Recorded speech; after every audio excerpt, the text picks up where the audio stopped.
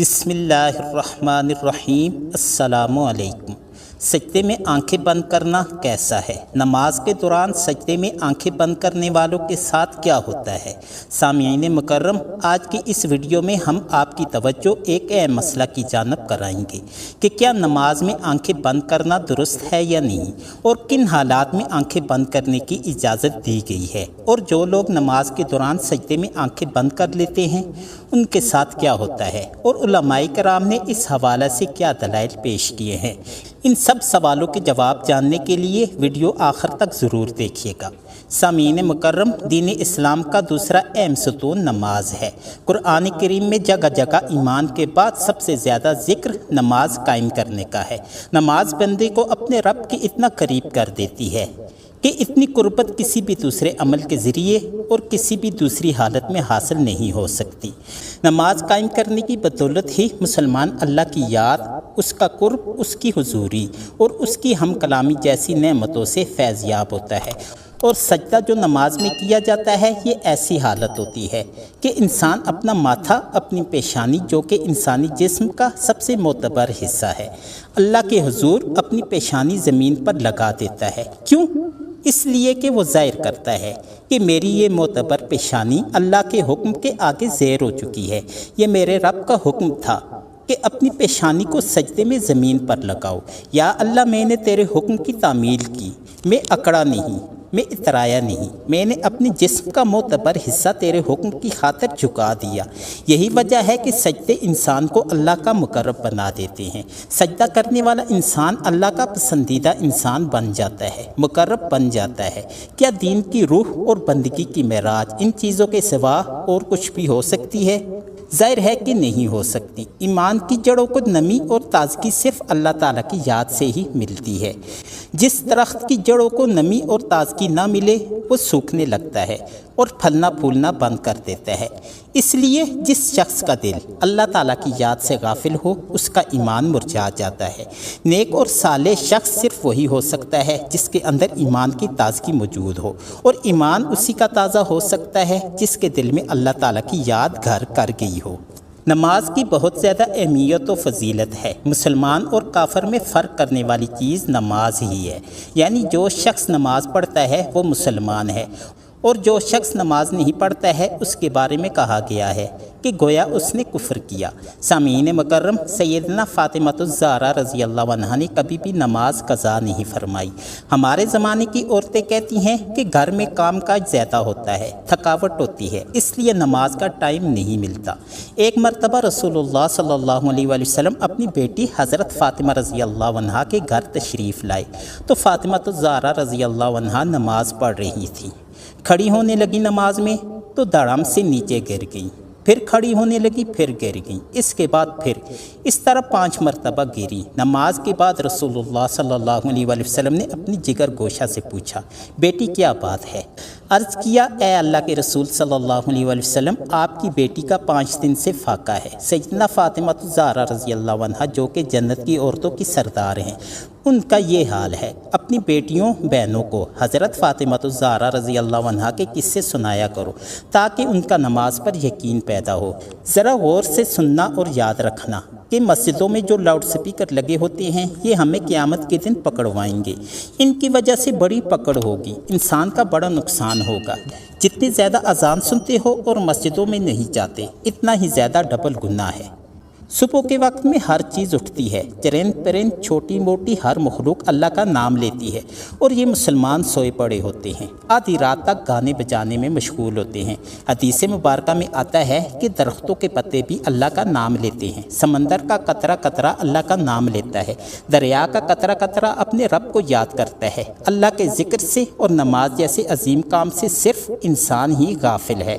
سامعین مکرم، نماز میں آنکھیں بند کرنے کے حوالے سے فقہاء کرام کی کیا رائے ہے وہ بھی آپ کو بتایا جائے گا، لیکن اس سے پہلے ضروری ہے کہ رسول اللہ صلی اللہ علیہ وآلہ وسلم کی نماز کیسی تھی، اس حوالہ سے بات کی جائے۔ کیونکہ حدیث مبارکہ کا مفہوم ہے کہ تم ویسے ہی نماز ادا کرو جیسے تم نے مجھے ادا کرتے ہوئے دیکھا ہے۔ تو سامعین کرام، اس لیے ضروری ہے کہ رسول اللہ صلی اللہ علیہ وآلہ وسلم کی نماز کی حالت کے بارے میں جانا جائے کہ اللہ کے رسول صلی اللہ علیہ وآلہ وسلم کس طرح نماز ادا کیا کرتے تھے۔ اللہ تعالیٰ کے محبوب بندوں میں انبیاء کرام، صحابہ کرام اور اولیاء کرام ہیں۔ اللہ تعالیٰ نے انہیں اپنی رحمت خاص سے نوازا اور انہیں مقام ابدیت سے سرفراز کیا۔ ان محبوب ہستیوں کی نماز میں بے پناہ محویت اور خشوع و خضوع تھا۔ رسول اللہ صلی اللہ علیہ وآلہ وسلم اعلان نبوت سے پہلے بھی غار حرا میں کافی عرصہ عبادت الہی میں مصروف رہے، لیکن جب آپ صلی اللہ علیہ وآلہ وسلم نے اعلان نبوت فرمایا تو آپ صلی اللہ علیہ وآلہ وسلم کو نماز کا حکم ملا اور آپ صلی اللہ علیہ وآلہ وسلم اس پر کاربند ہو گئے۔ ابتدا میں آپ صلی اللہ علیہ وآلہ وسلم چھپ چھپ کر نماز ادا کیا کرتے تھے۔ رسول اللہ صلی اللہ علیہ وآلہ وسلم کی نماز مثالی ہے۔ آپ کی نماز میں ہر درجہ کی مثال تھی، گویا کہ آپ کی نماز کامل تھی۔ آپ صلی اللہ علیہ وآلہ وسلم نفلی نمازوں میں بھی خشیت الہی سے اشکبار ہو جاتے اور اللہ تعالیٰ کی طرف اتنی محبت سے متوجہ ہوتے کہ دنیا کے ہر خیال سے بے نیاز اور بارگاہ رب العزت کے بالکل قریب ہو جاتے۔ اللہ تعالیٰ کے حضور آپ صلی اللہ علیہ وآلہ وسلم جیسی کامل اور مقبول نماز نہ کوئی پڑھ سکا اور نہ پڑھ سکے گا۔ جب 5 نمازیں باجماعت فرض ہو گئیں تو آپ صلی اللہ علیہ وآلہ وسلم نے مرتے دم تک اس فریضہ کو بڑے احسن طریقے سے سر انجام دیا۔ آپ صلی اللہ علیہ وآلہ وسلم کی نماز میں اتنی عاجزی اور خشوع و خضوع ہوتا کہ اس کی مثال نہیں ملتی۔ بخاری شریف میں آتا ہے کہ ایک بار ایک شخص نے ام المؤمنین حضرت عائشہ صدیقہ رضی اللہ عنہا سے درخواست کی کہ رسول اللہ صلی اللہ علیہ وآلہ وسلم کی کوئی عجیب بات جو آپ نے دیکھی ہو بیان کیجیے۔ تو حضرت عائشہ صدیقہ رضی اللہ عنہا نے فرمایا کہ رسول اللہ صلی اللہ علیہ وآلہ وسلم کی کون سی بات عجیب نہ تھی، سبھی باتیں عجیب تھیں۔ چنانچہ ایک شب کا واقعہ ہے کہ رسول اللہ صلی اللہ علیہ وآلہ وسلم میرے پاس تشریف لائے اور لیٹ کے پھر فرمایا مجھے چھوڑ دو، میں اپنے رب کی عبادت کروں گا۔ یہ فرما کر نماز کے لیے کھڑے ہو گئے اور رونا شروع کر دیا، یہاں تک کہ آنسو بہہ کر سینہ مبارک تک آ گئے۔ پھر رکوع کیا اور رکوع میں بھی اسی طرح روتے رہے، اسی طرح سجدے میں سر رکھا، اس وقت بھی روتے رہے، یہاں تک کہ حضرت بلال رضی اللہ عنہ نے آ کر فجر کی نماز کے لیے آواز دی۔ میں نے عرض کی کہ اے اللہ کے رسول صلی اللہ علیہ وآلہ وسلم، آپ اس قدر روتے ہیں حالانکہ آپ معصوم ہیں۔ رسول اللہ صلی اللہ علیہ وآلہ وسلم نے فرمایا کیا میں اللہ تعالیٰ کا شکر گزار بندہ نہ بنوں؟ آپ صلی اللہ علیہ وآلہ وسلم نے نماز کے لیے بہت سی تکالیف برداشت کی۔ بخاری شریف میں ہے کہ ایک مرتبہ آپ صلی اللہ علیہ وآلہ وسلم حرم شریف میں نماز پڑھ رہے تھے اور قریش بیٹھے مذاق کر رہے تھے۔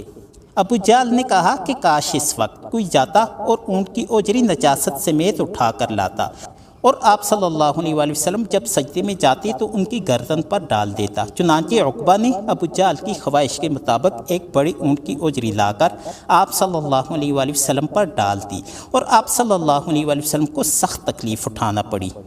مسلم شریف میں حضرت حذیفہ رضی اللہ عنہ سے روایت ہے کہ ایک رات مجھے رسول اللہ صلی اللہ علیہ وآلہ وسلم کے ساتھ نماز پڑھنے کا اتفاق ہوا۔ آپ صلی اللہ علیہ وآلہ وسلم نے سورہ بقرہ شروع کی اور میں نے سمجھا کہ آپ صلی اللہ علیہ وآلہ وسلم 100 آیتوں تک پڑھیں گے، لیکن جب آپ یہاں تک پڑھ کر آگے بھی بڑھنے لگے تو میں نے سمجھا کہ آپ پوری سورت ایک ہی رکعت میں پڑھنا چاہتے ہیں۔ چنانچہ آپ صلی اللہ علیہ وآلہ وسلم نے اس سورت کو ختم کیا تو میں نے سمجھا کہ اب آپ رکوع کریں گے، لیکن آپ صلی اللہ علیہ وآلہ وسلم نے سورہ آل عمران شروع کر دی، وہ بھی ختم ہو گئی تو سورہ نساء شروع کر دی۔ رسول اللہ صلی اللہ علیہ وآلہ وسلم بہت ٹھہر ٹھہر کر اطمینان سے قرأت فرما رہے تھے اور ہر آیت کے مضمون کے مطابق درمیان میں تسبیح اور دعا کرتے تھے۔ اس کے بعد رسول اللہ صلی اللہ علیہ وآلہ وسلم نے رکوع کیا، رکوع میں بھی قیام کے برابر توقف کیا، پھر کھڑے ہوئے اور اتنی ہی دیر کھڑے رہے، پھر سجدہ کیا اور سجدے میں بھی اسی قدر دیر فرمائی۔ حضرت عوف رضی اللہ عنہ کہتے ہیں کہ ایک رات میں رسول اللہ صلی اللہ علیہ وآلہ وسلم کے ساتھ تھا۔ رسول اللہ صلی اللہ علیہ وآلہ وسلم نے وضو کیا اور نماز کے لیے کھڑے ہو گئے۔